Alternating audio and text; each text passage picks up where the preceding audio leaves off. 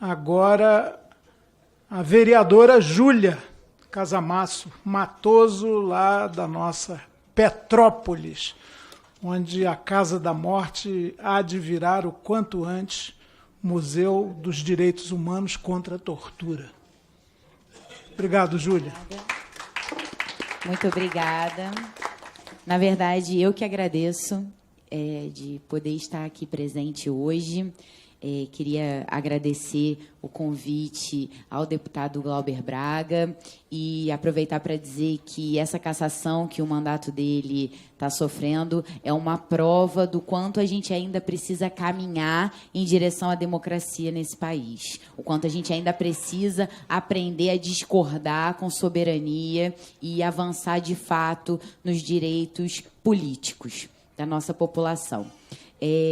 Bom, já agradeci o convite, queria também agradecer aqui a possibilidade de representar as minhas companheiras da Coletiva Feminista Popular, saudar todos aqui presentes, a mesa, muito obrigado pelas falas de vocês, é sempre engrandecedor poder debater e falar sobre esse tema da ditadura militar. Queria saudar também especialmente o Grupo Pró Memorial, que é um grupo de Petrópolis ativo para que a Casa da Morte se torne um centro de memória. Na figura da Rafane, uma companheira que é professora, historiadora e que também foi membro da Comissão Municipal de Memória, Verdade e Justiça. Queria saudar também o CDDH, que é o Centro de Defesa dos Direitos Humanos de Petrópolis, que lutou incansavelmente pela desapropriação da Casa da Morte.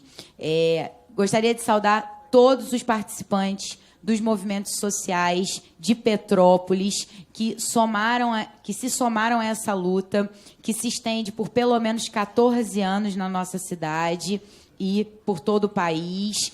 Todos aqueles e aquelas que não esmoreceram e, principalmente, a Comissão Municipal de Memória, Verdade e Justiça, que todos os pesquisadores que estiveram envolvidos, que trabalharam muito, coletando dados, fazendo entrevistas, pesquisando a fundo e elaborando um relatório e que não desistiram, se mantiveram firmes na esperança de que um dia a gente possa, de fato, avançar na consolidação por memória do que foi, de fato, um dos piores períodos da nossa história recente, que a gente possa expor a verdade que segue sendo escondida e mascarada ainda nos dias recentes, a justiça por aqueles que morreram e por suas famílias que sequer puderam velar e enterrar seus entes perdidos na luta por democracia. E, principalmente, pela reparação, porque é fundamental reparar os danos que foram causados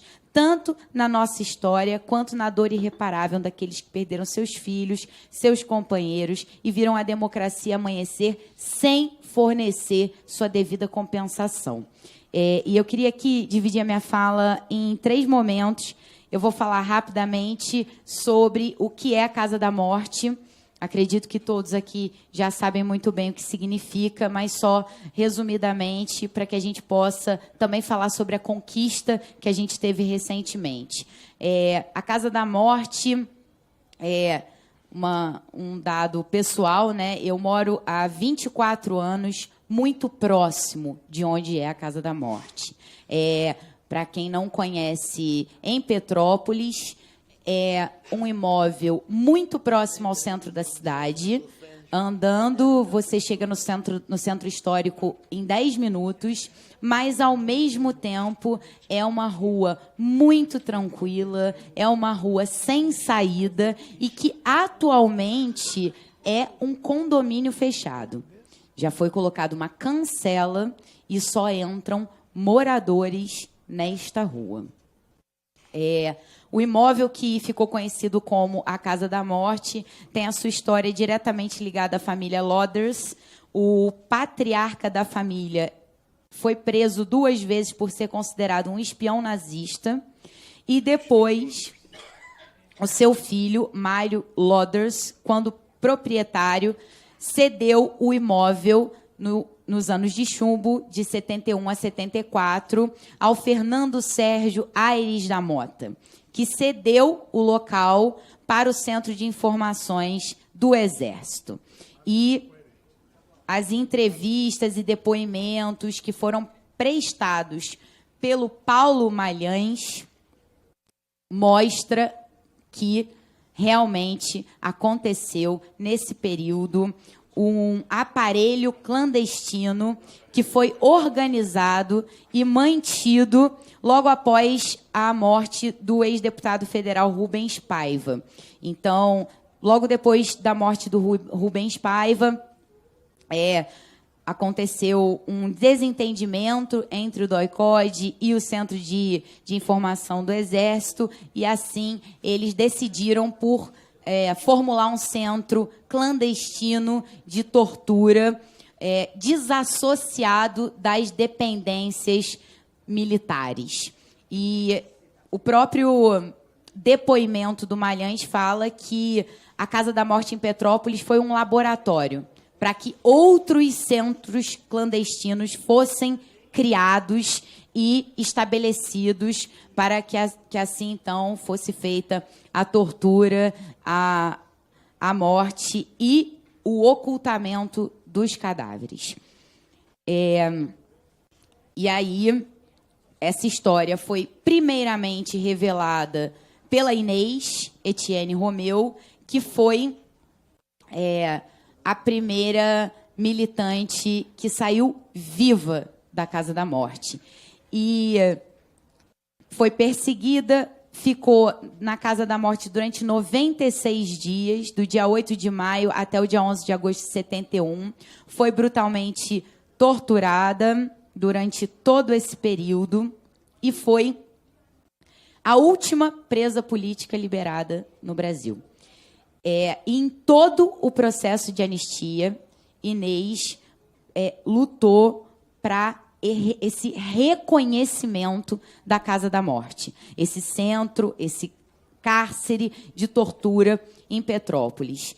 E pela Comissão Nacional da Verdade, Memória, Verdade e Justiça, apresentou que a Casa da Morte foi, de fato, um local clandestino pelos depoimentos não só da Inês, mas dos torturadores que estiveram durante esse período trabalhando na Casa da Morte, né? Então, a Inês, além de reconhecer o proprietário, ela descreveu com precisão a planta da casa.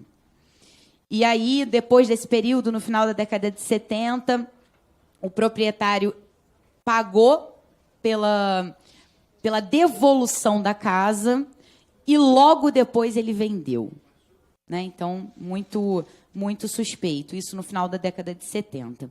E aí agora eu vou falar rapidamente sobre a campanha para a desapropriação da casa, que também é uma luta gigantesca e que teve diversos entraves.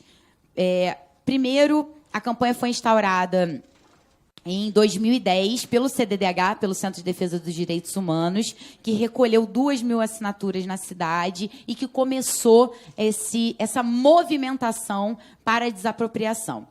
Em 2011, se juntaram aos movimentos sociais da cidade, os movimentos de luta, e angariaram mais 500 assinaturas. Em 2012... teve uma grande movimentação, tivemos uma Semana da Memória, Verdade e Justiça, tivemos um protesto em frente à Casa da Morte. Então, em 2012, teve um movimento muito grande da cidade, junção de todos os movimentos sociais, da comissão, dos representantes da Comissão Nacional, e o prefeito... em 2012, no dia 23 de agosto, ele decretou que a Casa da Morte era um espaço para fins de utilidade pública. E a desapropriação ela tinha começado ali naquele momento, né, em 2012. Só que o valor necessário para a desapropriação era de R$ 1,5 milhão. R$1.500.000. Infelizmente, a gente sofreu todos os entraves burocráticos, o problema técnico com o cenário da crise do governo da Dilma, e o que aconteceu em 2017, o decreto municipal venceu e perdemos essa primeira tentativa de desapropriação. Em 2017, o movimento do Grupo Pró Memorial foi encaminhado, né, para o Conselho de Tombamento, o pedido de tombamento, então, da Casa da Morte. E aí, infelizmente, o Conselho foi completamente esvaziado.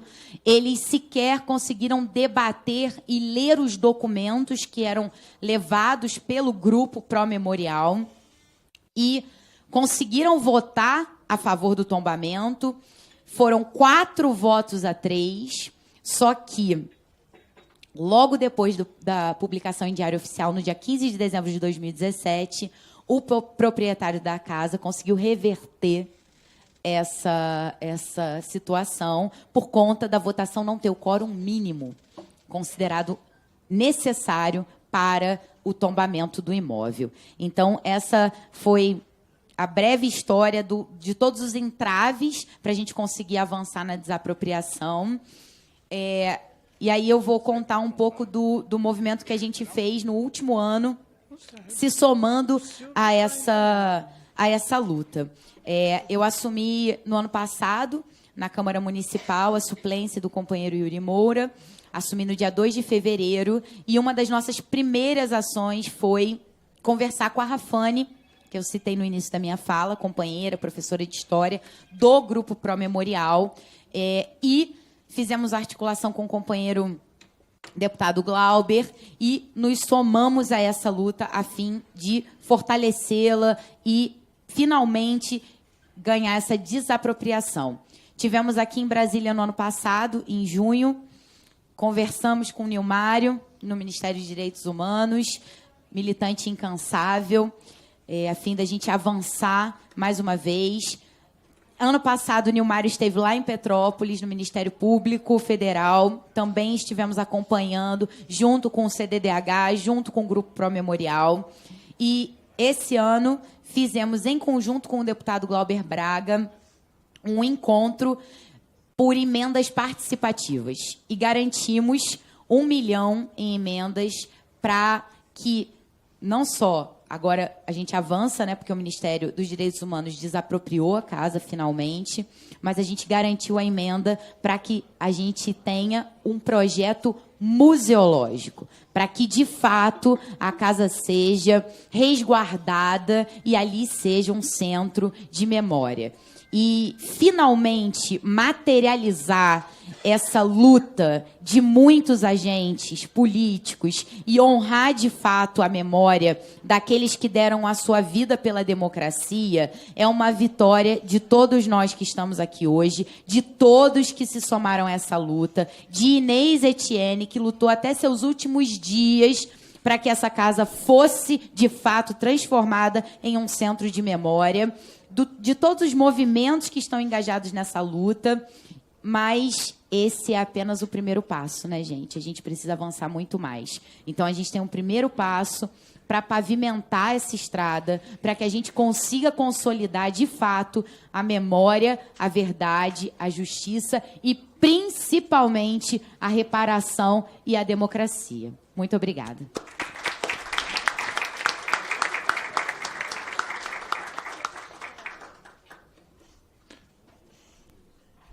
Obrigado, Júlia. Vamos agora para Eugênia Gonzaga, presidente da Comissão Especial de Mortos e Desaparecidos Políticos. 10 minutinhos. Alô, pronto. Agora sim. Bem, muito boa tarde, senhoras, senhores. Queria cumprimentar na pessoa do deputado Chico Alencar, também representando o deputado Glauber pela realização da audiência. Podia aqui citar tantos nomes